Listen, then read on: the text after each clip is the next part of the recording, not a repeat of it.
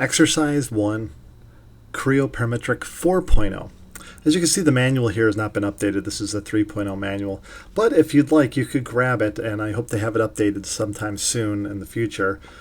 You should be able to grab it on vertanu1.com, and then just click on instructional manuals, and you hopefully will just find it there, and you can just download it as PDF. Our goal, though, is to create this part that you see here. So let's begin. First of all, let's go to the settings and learn how to set up the software so that it works very similar to how I have it set up. You'll find this if you go to File and Options. First of all, go to Model Display. Make sure the default model orientation is trimetric. And then down below here, we could go ahead and the set shade quality. Again, if your graphics card, or you're doing this on a tablet or a laptop that's just not very fast, you might want to leave it at the lower settings. But note that you could bump it up to a higher quality. I'm going to leave mine at 6. There's also here Entity Display. Again, if you have a laptop that may not have a very good graphics card in it, don't set this to anything above 0 or no anti-aliasing. But I'm going to set mine to 4. I have a professional graphics card which could handle this. And then also tangent edge display style, I'll keep it at solid. Edge display quality high, and shaded with edges is actually a very nice setting here. I would recommend setting it for that. Okay, also in Sketcher, if you click on the Sketcher tab and scroll down, this Sketcher Startup, make the sketching plane parallel to the screen is a very good idea. I would recommend turning that on. Once you have these, you could go ahead and hit OK. There's many more options, but we're not going to go through them all right now.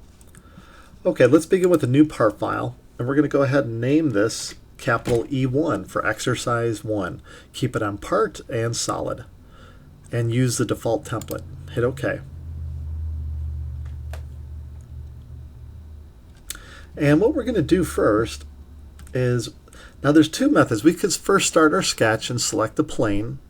The planes you'll see here on the left are in what's called the feature tree. And this is basically enables, or they call it the model tree here. And it essentially gives you a roadmap of everything that you've done or are working on your model. And it enables you to right click on those features and edit them, or sketches. You could edit them from there. Or you could edit them from the viewport right here in the middle. The planes, front, top, and right, are your paper. That's what you sketch on. You can also sketch on any flat plane or surface that you have in the model or assembly. Let's go ahead and we'll first start off by just clicking on Sketch. And when you click on Sketch first, you get this little dialog box that comes up. Just go ahead and select this front datum plane. You could select it here or from the model tree. And then over here, just go ahead and hit Sketch. In the advanced class, we get more into the reference information there, but for right now, just hit Sketch. And you'll see it will orient you normal to the screen. That was that setting we set up in the options menu earlier. Now let's go to the rectangle tool. If you hit the little arrow to the right of these icons, by the way, this is the ribbon bar up on the top here.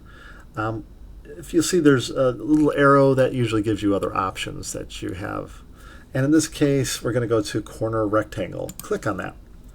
Now, Creo by default actually is zoomed out very far. So when we click and drag this out, you're going to see, even though you don't get much feedback here as to how large you are, go ahead and click, and then to end it, middle click. So, and what I mean by middle click is your middle mouse button, or if you have a scroll wheel, click on it as if it's a button. The scroll actually zooms in and out, and if you depress it and hold it, you could rotate, but don't do that at this time. In this case, if you middle click just one time and release it, you'll see dimensions will appear. And you could click, and when I say click, I'm referring to the left mouse button. The right mouse button we do use from time to time. It's for editing typically, but we'll get to that shortly. So now you could drag these dimensions out. And if you would like, move your pointer to the center of that box and use the scroll and scroll backwards towards yourself. And you'll see it will zoom in to it for you. And if you find a focal point, you could zoom up to that just by scrolling with your pointer fixed on whatever location you want to zoom up to as you scroll. Okay, so we have these dimensions. You can see this is a very large box. By the way, the options also had, there's also an area where I'm going to show you in just a minute where to set the actual settings as far as your, not the options, but the actual dimensions. And we'll get to that in a second. But let's go ahead and change this. Right now I'm in inches. I'm going to double click on this dimension here. And I'm going to go ahead and type in 3 inches. Just 3. You don't have to type 3.00, just 3 works. Double click over here, type in 5 and hit enter. And now it has brought that to that size. At this point, you need to hit OK when you're done with the sketch. And now we could go to extrude, and you'll see it will extrude it. It might actually extrude it much farther than mine, but you see here there's that little white square. If you get your pointer over it, it turns black, and now you could depress the mouse button and drag it in and out. And this enables you to lock it in.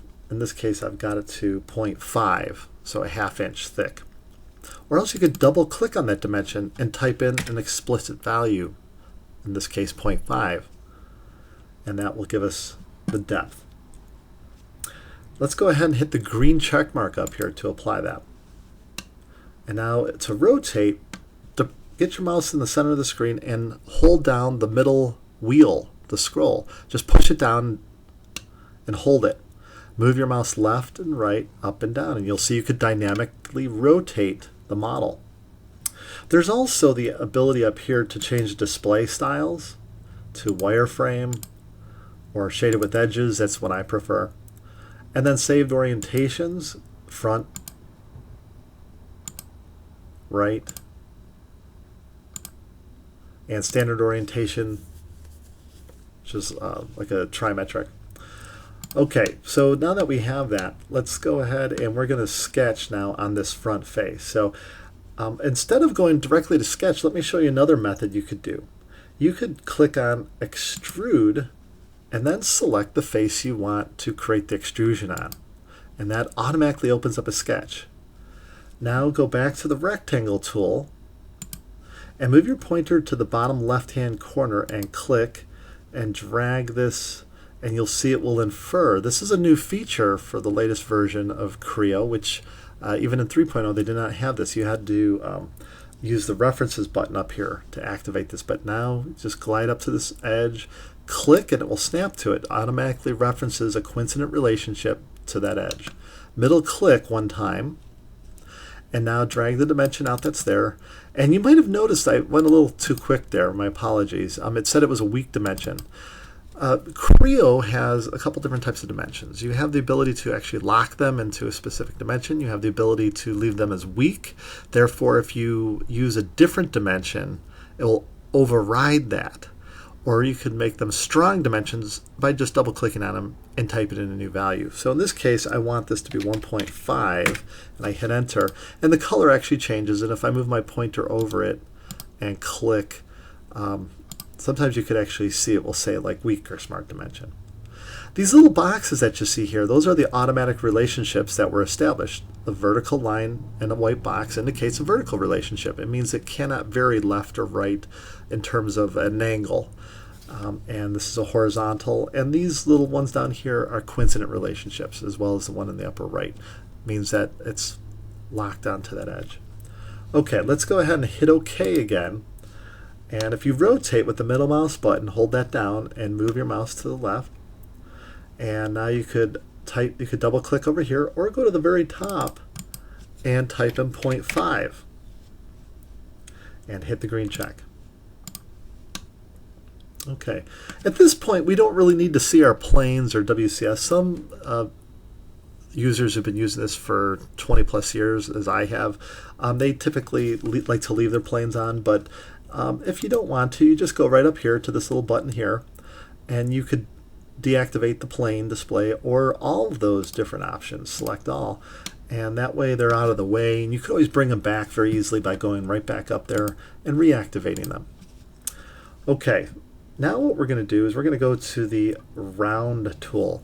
Another name for a round is a radius or a fillet or a blend. You'll typically hear those terms used in different CAD systems, but in Creo they call it round. So let's go ahead, and up here we get to set the radius of that round, and we want it to be 1 inch. So just type in 1 and hit enter. And now move your pointer to this edge, and it's kind of hard to see on my screen because I'm in a 4K resolution and I don't have very thin lines here, but it highlights that edge. And that's the edge we want to hit. Just imagine like if you were going to file it down, that's what you would file down, that particular edge to get to the radius. Now you do see you have drag handles, and you could adjust it by dragging these. Sometimes it's a little difficult to get it back to 1. That's not too bad. And go ahead and click on this edge right here. And now hit the green check mark up here. Or you can middle click. Okay, now we're going to go ahead and try chamfer. Click on the chamfer tool. And over here you have distance to distance, varying distances, equal angle, I should say, angle times distance. So you can put, and then 45 to distance. If you just go distance to distance or D to D and set it to 0.125, hit enter, and now go ahead and select this edge. It automatically makes a 45-degree angle for us on that edge at 0.125. Now when you do see 0.13 show up there, it's rounding it, but honestly if you were to double click you'd see 0.125. It's just trying to do decimal places. In the options menu we have the ability to change that so we could see a higher decimal precision. Okay, hit the green check mark. Now rotate this again, and let's get it to this view that I have right here. Take your time. If you need to, pause the video. It's very important to learn how to rotate the part. Also, the shift and middle mouse button pans. If you hold shift down and hold the middle mouse button, you can pan it. Okay. Now go to the shell command. We're going to make this into a thin-walled part. Set the wall thickness to 0.06, and now select this face right here. You get a preview of what's going to be removed.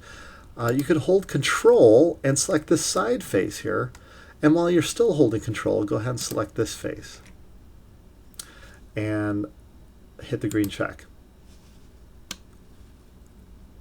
Okay, as you can see, we've put in, we made this a thin-walled part. Now I'd like to show you how to cut into this part. We've added material, and we've also used the shell command, as well as fillet and chamfer. But now let's take a look at how to draw something and remove material. So let's say we want a hole in this upper left quadrant. Click on this surface and go to Extrude. Go to the circle tool and locate it right about there and click, and then drag out a circle and click again, and I'll middle click, and some dimensions should appear. And there you could actually see it says in parentheses weak. Drag those out. You want to keep those as weak, at least that one there. But this one right here, double click on that for the diameter. It's supposed to be 0.75. Double click on this one, change it to 1. And now this one we actually don't want. We want to reference a 1-inch dimension from the center point to the top edge. So we use the dimension tool up here to override the weak dimension by clicking on it, selecting the top edge, and select the center point. Move your pointer to the left, and this is what is very confusing for many people. Most CAD systems you left click to drop the dimension. In Creo you have to middle click. What I mean by that is click on the wheel if you have the wheel on your thing, and it will actually put in the dimension. So it's a little different than most systems out there. Type in 1 and hit enter, and then middle click a couple times to exit editing that, and let's hit OK. And as you rotate, you can see it's adding material here. But if we want to reverse that, see that little arrow? You could click on that and it automatically goes to a cut feature. Now it doesn't always do this, depending upon the geometry you have that you're working on. It could vary. but it automatically selected this remove material button. Just remember that. Sometimes you won't have that as an option when you want to click on remove material, where it automatically does that. So you might have to click on the button from time to time. All right, and instead of an explicit value, there's something called design intent when we're working in a parametric modeler such as Creo. And design intent is your plan on how you want it to behave as you design it. So for example, let's say we have a block and we have a hole in it. And the hole is always supposed to be a through hole.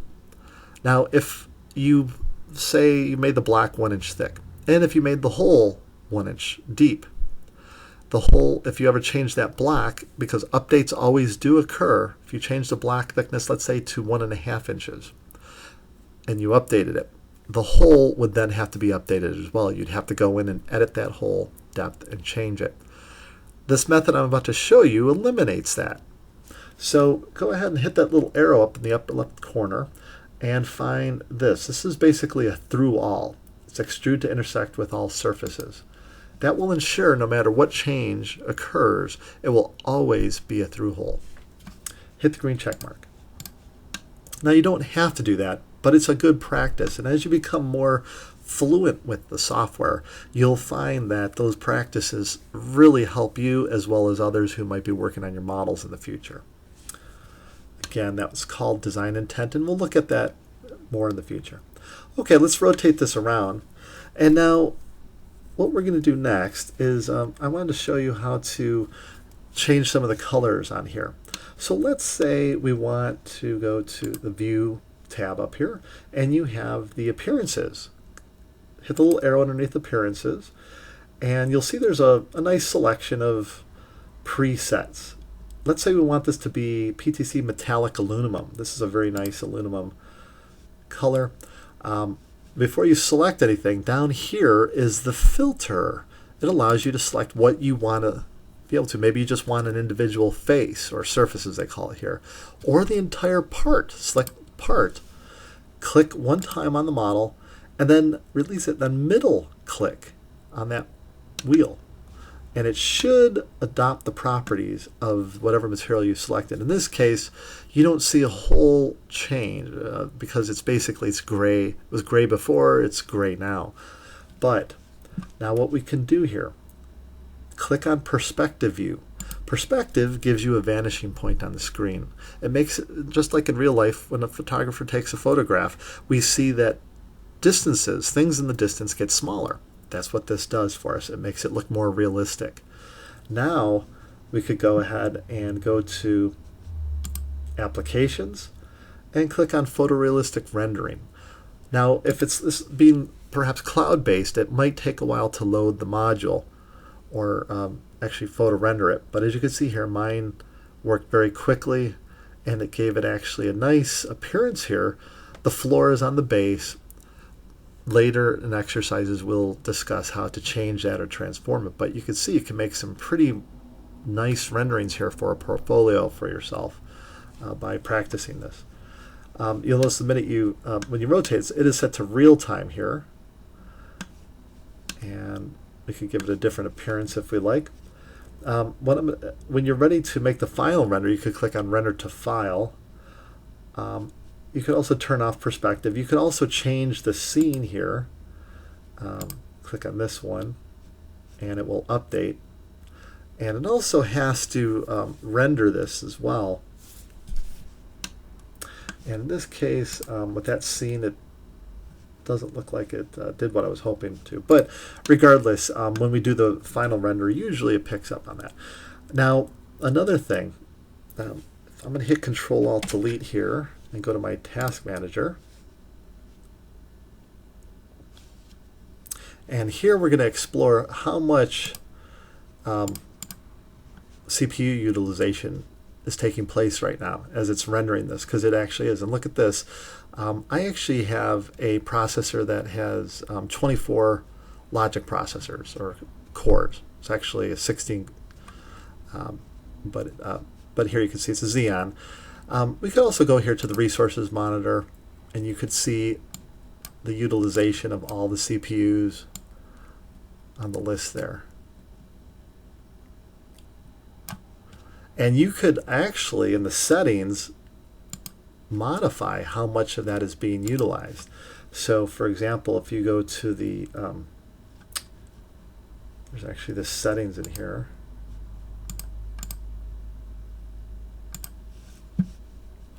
You could tell it to use, like in this case, I'm using 22 cores, but I could tell it to use only half of those or whatever I want. And that enables me, while it is rendering, I could be doing other projects and processes. And by changing the lighting effect, you could enhance it even more, but be aware the finer quality takes longer. Okay, now I'm going to hit close on there, and I want to go back to the view and appearances. And let's say I want to add another color here. I'm going to go to PTC painted. We'll go with gold. Now down here, I'm going to go to the filter, and I'm going to select surface, and I'm just going to hold control, and select the chamfers that we put in.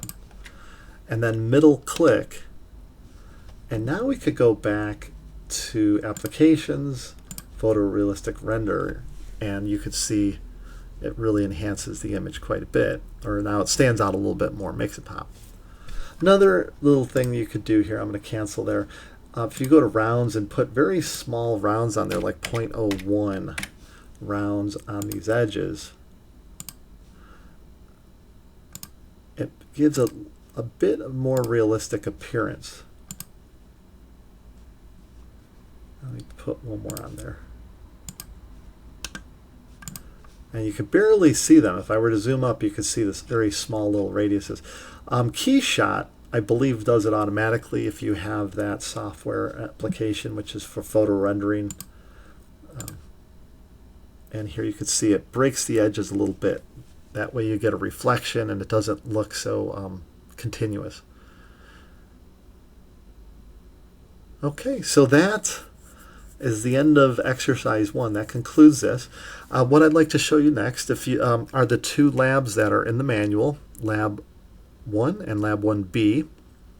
Both of those, I recommend that you give them a try on your own. And here I'll grab the manual, bring that up so you can see what I'm talking about.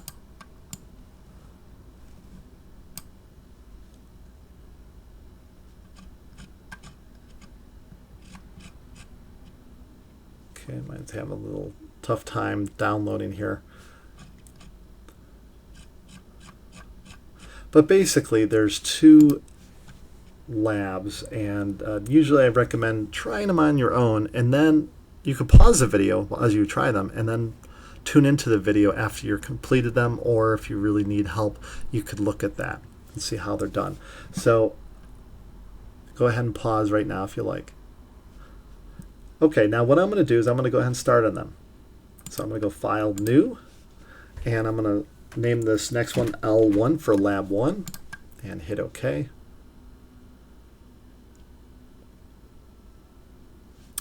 And this exercise is just an extrude of a 1/2 inch thick, and it's basically the letter F. So I'm going to go ahead and select the front plane, and it's just resting on its side. Let's see if my manual came up here. There we go. Here's the Lab 1. So it's a 2 by 3.5 inch F, and it has some of these other parameters here. If you download the actual manual, you'll find you can actually open it up and rotate the print, so it's a little easier to read. And again, these are all in inches here. Okay, so I'm going to go ahead and get started on that. It's 2 by 3.5. So I'm going to start with the line tool, and notice this is the center. I'm going to drag my pointer over here and click, drag this across, and drag this line up here, and middle click twice. I'm going to change the height to 2, and this to 3.5, and it will automatically scale for me, so that's really nice. Now I'm going to go to the line tool, and we're not using rectangles as you notice this time. So click and drag this across about 1 inch, drag it down about halfway, click and drag it across, match this one up here. Notice you'll get a little equal symbol. In this case, the equal is a good choice because it's the same depth on both sides. So see that little equal symbol in green to the right? That's an automatic relationship making the two lines equal in length. Now I click, drag across here. Don't get any of those try and avoid those equal symbols most of the time. It was only in that case it was a good thing. Click and drag this across, drag this down a little bit farther than the last one, drag it across, and you can infer to that line there. You'll see it will turn green, and now you could close it. And middle click 2 times, and now you get the dimensions. So here I'm going to change this to 1 inch, and then as we look at the print, the next one is 1.75. So we'll use the dimension tool because I don't like what's given us here. Now I do have an equal symbol there, which is concerning me because that is not good. Watch this. If I go ahead and click here and try and put that 1.75, I get a resolve sketch issue because it wants to make it 2 because that's 1 inch length there, and this is 1 inch then because they're both equal. So what you could do when this comes up, you have to tell it which one you want. In this case, it's not showing me the equal option there, so I'm going to just cancel here and middle click to get out of it. All you have to do is click 1 time on the equal and hit delete on your keyboard. Notice the 1 inch appears now. Now we could go to dimension and dimension from here to here and middle click, and that will be 1.75. The next dimension is 2.5. So click on this line to this line, and then up here, middle click, 2.5. Now we don't need to mention this because it's dimension at the base, but we do need to put a dimension in here. So from here to here, and you could click over here in the middle, and that will be 1 inch. And now this one, I just need to double check the print, shows 0.85. So from here to here, middle click, 0.85. And actually we could have selected just the vertical line too, and it would have given us the height too. So there it is, fully dimensioned. And now we could hit OK, and it goes to the extrusion, and this is only going to be a 1/2 inch thick. Hit the green check mark, and you're done. That's lab 1. Now if you want, go ahead and have a little fun with it. I encourage my students to modify it a little bit. Like go to the rounds tool and tinker with it and put in some different sizes. And this is how you're going to learn quite a bit on the software, just playing with it. Have a little fun with it. And try some chamfers. Again, you could drag the little handles until you like what you see.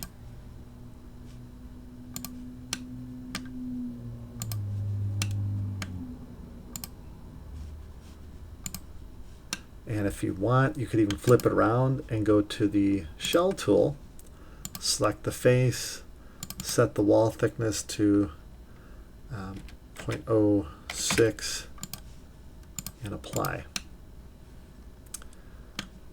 Again, that's option. Those are all options you can do there. You don't have to do exactly what I did there. Okay, now the next lab is lab 1B. It's this like brick with a cutout in it. So it's 3 by 5, and it has 4 holes this time, which we haven't learned about mirroring yet. We learned that in the next exercise. So I'd prefer that you just put them in individually and dimension each one. But I will show you in this video how to mirror because it is something that's very useful. It's just I don't want to throw too much at a student the first day they're using the software. Okay, so let's start the next part, new, and this will be L1B. Hit OK. And now we could go to extrude, and I'm going to select the front plane. And for this one, we haven't used this tool yet, but I would definitely recommend the center rectangle because it's a symmetric part. You'll see there's advantages, especially for mirroring. You drag it from the center out, middle click, and go ahead and make a 5 by 3. Now I'm going to go ahead and add a circle here. Click on circle, and right about there, click. Make sure it's not touching. Don't touch any of these edges. That's bad. See, it's going to snap and lock in. So let it just float there by itself. Middle click 2 times. Set the diameter to 0.5, and this dimension, drag that up there, make that 0.75. But this one is not what we want, so we have to add our own dimension in. Select the center to the top edge, and then middle click over here to the left, 0.75. And again, it's a good practice too, by the way, to dimension these. Lay them out as if you're literally making the drawing right now, because 9 times out of 10 when you make the drawing, you could call these dimensions up and they appear exactly how you left them. So if you left them as a mess, you're going to get a mess. Otherwise, you could bring and retrieve these dimensions, saving you a nice amount of time later on. Okay, so now that we have that, let me show you how to mirror. Now remember, mirroring is formally covered in the next exercise. If you don't want to learn this part, just go ahead and draw that 3 additional times. You're going to get some great experience if you do it. Otherwise, here's the cheat. Go to center line. Center lines are required in order to make mirrors. That's how you mirror across. So I'm going to draw one from the center up, and then from the center to the left. And now middle click, select the circle after you middle click to get out of whatever you might have been in. And now select that circle, go to mirror. If mirror is not active, middle click a couple times out in the middle of the screen, and then it will clear out your selections. And then you could go ahead and select the circle, and mirror should appear. Click on mirror, and then select the center line you want to mirror to cross. Unfortunately, you can only do one at a time, or one center line at a time, I should say. Here's how you could do both circles across the base. Now I'm just going to click and drag a fence to surround the 2 circles, or you could control select them both. And now go to mirror and select the horizontal center line. And there it is. Hit OK. And this is going to be 1.5 inches thick. Hit the green check mark. If you rotate it, now it looks like this. Now here's where not only was that an advantage to draw it using the center point rectangle for this, but for the pocket that we have to cut out here. So I should say the cutout. Select this face and go to extrude. Go to rectangle and click on the center and drag out. Oops, let me try that again. Drag this out, and it should snap to this edge. Click, middle click, and go ahead and change that to 1.5. It's automatically centered for us. Rotate, hit OK, flip the direction, and set the depth to 1 inch so it doesn't cut all the way through. Hit the green check. Now you're done. At this point, again, you don't have to make drawings for these. Sometimes I have students, they try to make the drawings. We didn't cover drawings yet, or detailing. Detailing is covered in exercise 6, so we have ways to go before we get to detailing. These 4 exercises, first 4 exercises are all about modeling. The 5th exercise is about assemblies, and then we get to drawings after that. So don't bother doing a drawing unless you want to skip ahead and take a look how it's done. It is nice to learn. I'm going to touch this up a little bit just with some fun things. Again, there's no extra credit given or anything like that for this, but just I encourage my students to play around a little bit. So I'm going to set this to a 1/2 inch radius. I'm going to select these 4 edges.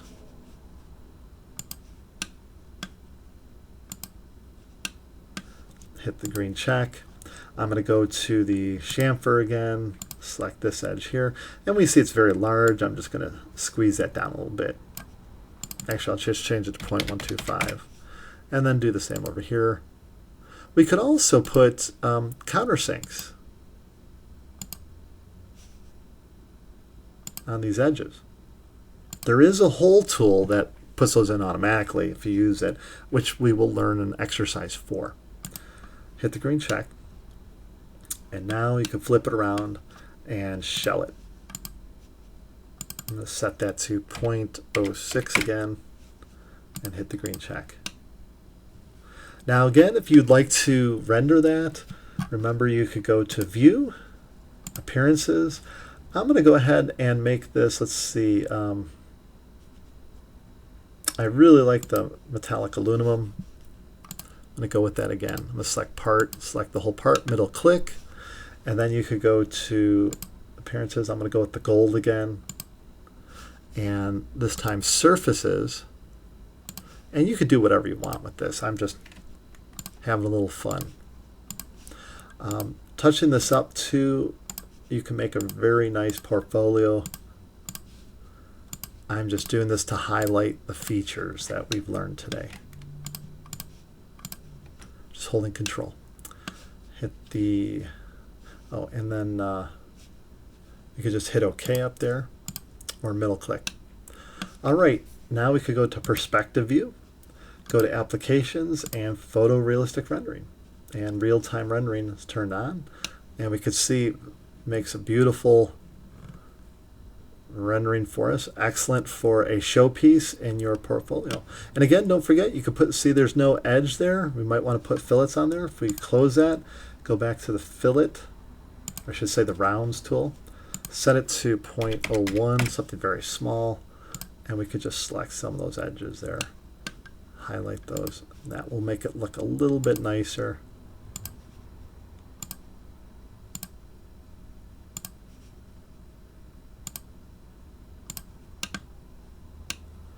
Now watch, once we go back, it breaks the edges, so you could actually, it's kind of like it's adding a little bit of highlight to them. Okay, turn Perspective View back on to give it a more realistic appearance, and you got a nice little photorealistic rendering. And that concludes exercise 1.